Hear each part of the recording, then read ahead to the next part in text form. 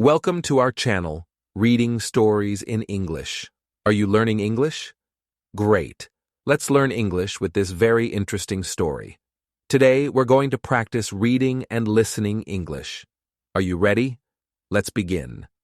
My name is Daniel, and today, I want to leave home to study in another country.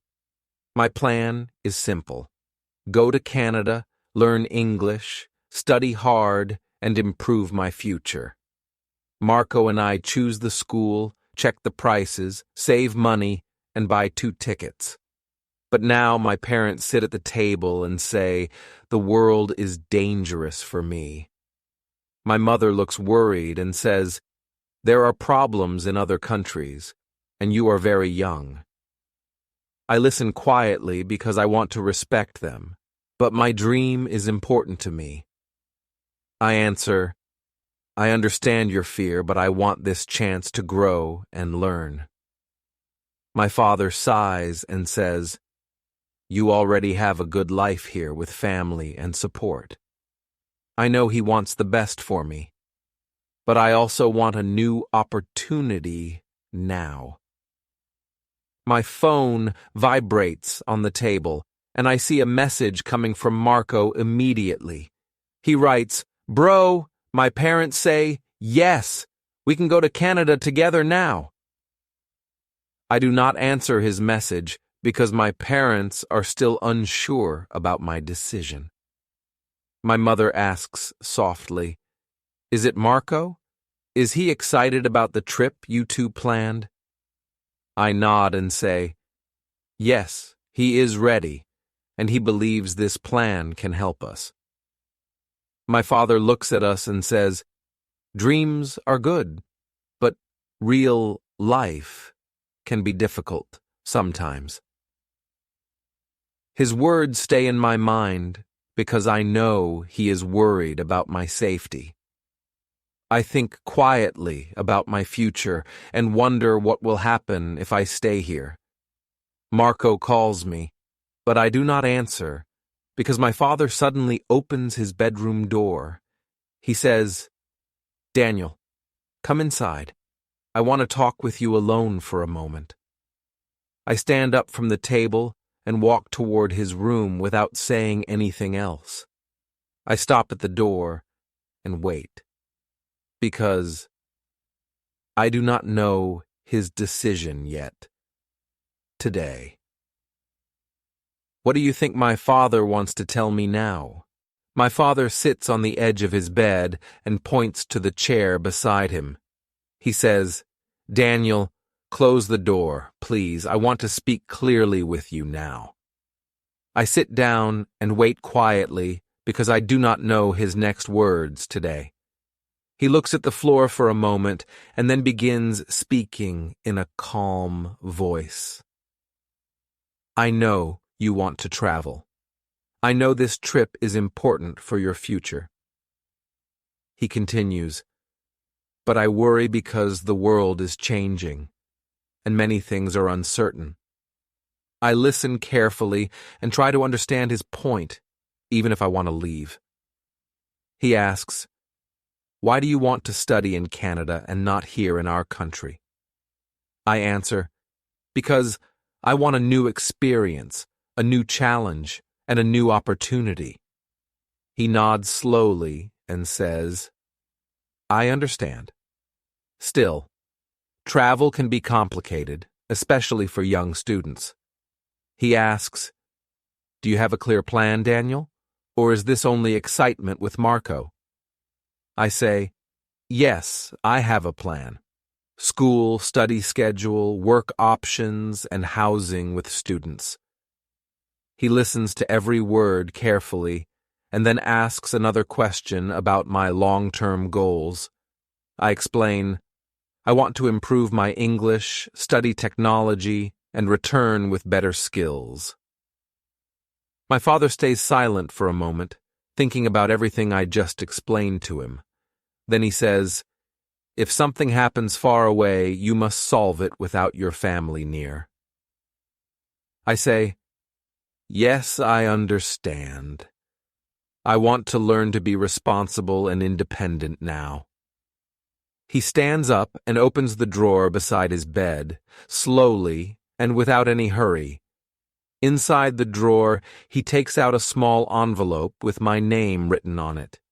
He says, "Daniel, I prepared this for you some months ago, but I never showed it." I look at the envelope and wonder why he kept it hidden for so long. He gives it to me and says, "Open it. I want you to see what is inside." I take the envelope and read my name again, trying to guess its purpose today. Before I open it, he says, "Remember, this is not a final answer. It is only a step." I open the envelope slowly and see papers, numbers, and something that looks very important. I look at my father, confused, because I cannot believe what I am holding now. What do you think my father put inside the envelope for me? Inside the envelope, I see papers with information about Canada, study programs, and student responsibilities abroad. There is also a paper with numbers, dates, and something that looks like a money transfer. My father says, "I saved this little amount for you. Not much, but it can help." I look at him and ask, "Why did you keep this secret for so long?" He says, "Because I wanted you to show responsibility first, not only emotion or excitement." Then he adds, "And today you finally speak with a clear plan, not just a quick idea." I nod slowly and read the paper again, checking the numbers and the information he prepared. He says, "This is not enough for everything, but it can support your first weeks there." I say, "Thank you. I did not expect this. It means a lot for my future." He sits back on the bed and says, "I am not saying yes, but I am not saying no." He continues, "Your mother and I will talk again tonight. We want to decide together." I agree and say, "Okay, I will wait for your final decision without pressure or arguments." He stands up and says, "Good. Now tell Marco not to rush. He must wait for our answer." I leave the room carefully and walk back to the table where my phone is waiting. Marco is still calling me, and the screen shows 10 missed calls from him already. I call him back and say, "Bro, relax. My parents are still talking about the decision." Marco says, "Daniel, hurry. We have a problem. A big problem with our flight today." I ask, "What problem?" "We already have tickets, and everything is ready for our trip." He answers, "The airline changed the time. They moved it earlier without telling us anything."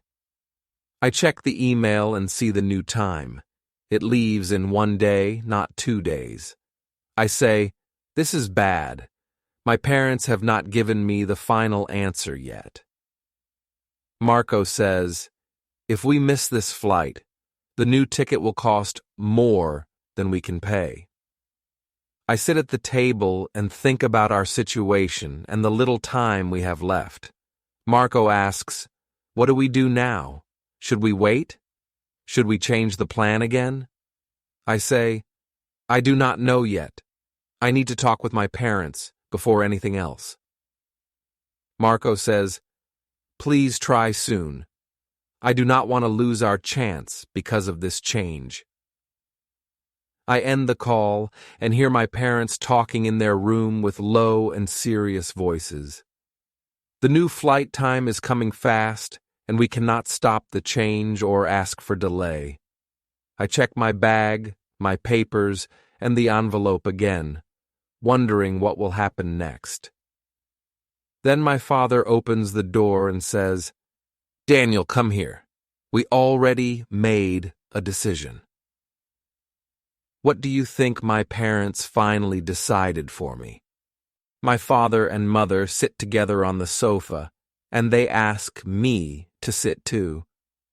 My mother begins, "Daniel, we talked for a long time. We considered many ideas and possibilities." My father adds, "We know this is important for you. We also know you prepared responsibly." I wait quietly because I do not want to interrupt them or confuse their final decision. My mother says, "We will let you travel to Canada, but you must follow our rules." I ask softly, "What rules do you want me to follow during my time in another country?" She says, "You must communicate often, stay with responsible people, and focus on your education." My father adds, "And if something becomes unsafe, you must return immediately without arguing or delaying." I agree and say, "Yes, I will follow every rule. Thank you for trusting me today." My mother gives me the envelope again and says, "Use this money carefully. Do not waste it."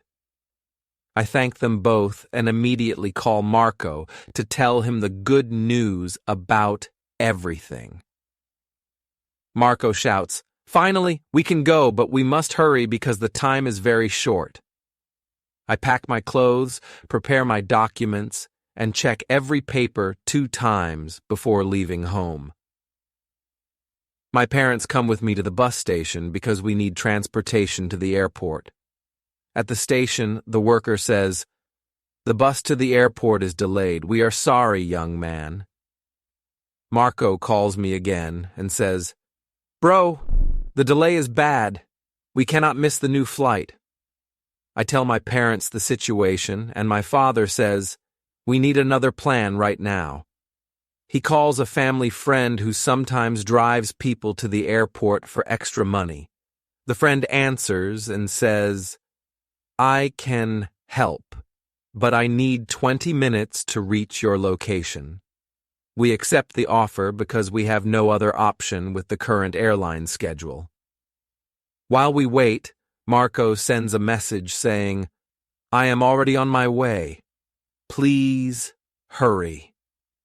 The car finally arrives, and we all sit inside quickly without wasting any more time. The driver says, "The road today is complicated. There is construction and traffic is moving slowly." I check the time and see we have less than 2 hours before the flight leaves. My father asks the driver, "Can you find a faster route? We cannot lose the flight today." The driver says, "I will try, sir, but the situation is not easy with this traffic." We move through small streets, and the driver makes turns quickly to avoid the main road. Suddenly, he says, "There is a police checkpoint ahead. They are stopping many cars for inspection." The car slows down as we approach the officers standing in the middle of the street. One officer raises his hand and signals our car to stop right in front of him. He looks at the driver and asks, "Where are you going? And why are you in a hurry?" The driver looks at me and whispers, "Answer carefully. They are very strict today." "What do you think the officer will ask us next at the checkpoint?" The officer looks inside the car and says, "Good afternoon. Please show your identification documents." The driver gives his license, and my father gives his identification without any hesitation or delay. Then, the officer looks at me and asks, "Young man, where are you traveling to today?" I answer, "I am traveling to Canada to study English and attend a language program there." The officer asks, "Do you have your passport, and do you have your travel papers ready?" I take my documents from my backpack and give them to the officer with careful hands. He checks the papers slowly and says, "Everything seems correct, but I need one more thing." He asks, "Do you have your vaccination form?" Many travelers must show it before leaving today. I stop for a moment and think because I do not remember packing that specific document. I open my backpack again and check every folder, envelope, and pocket with complete attention. My mother whispers, "Daniel, I think we left that paper at home on the small table." My father says, "Officer, we can call someone to bring the paper. It will not take long." The officer shakes his head and says, "No, sir, we cannot wait for outside deliveries now." Marco calls me again and says, "Bro, I already checked in.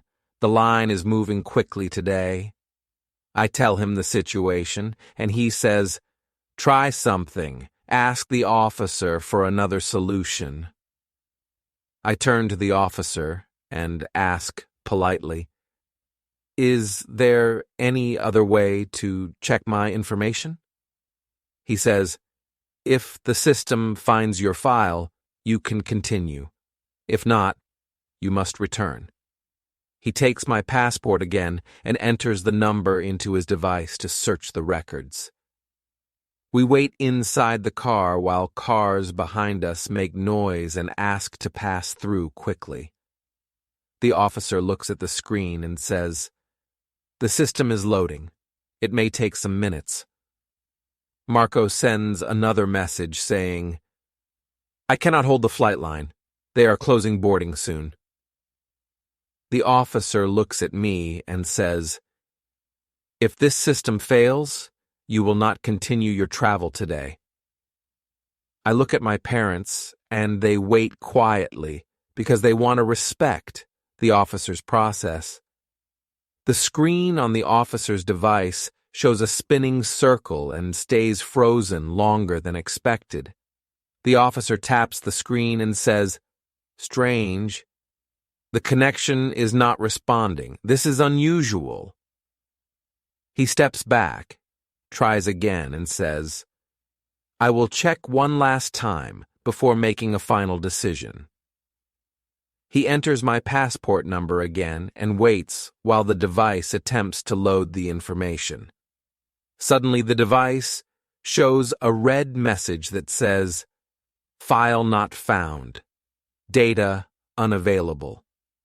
The officer looks at me directly and says, "Young man, with this result, you cannot continue now.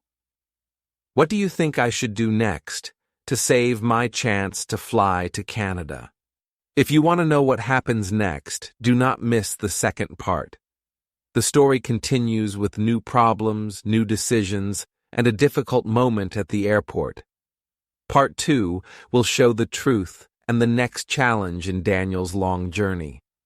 Watch the next video to continue this story and practice more English with simple narration.